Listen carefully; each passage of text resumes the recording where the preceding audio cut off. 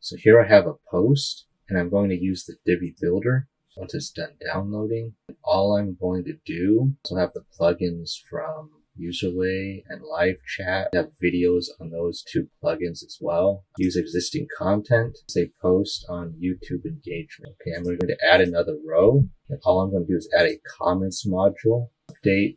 When you view the post, there will be an area for people to leave comments below. And any comments that are left, you can see. And also, if you have settings for pingbacks in the WordPress dashboard, you can see every time another page or website has linked to that page or post.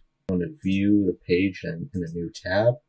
This was a nice photo that I created using Photoshop, using AI. If I leave a comment here, like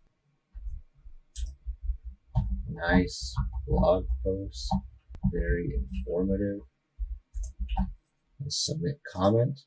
That comment will appear also. Let's see if this one has any pingbacks. If another page links to it, you will see pages or websites that link to it.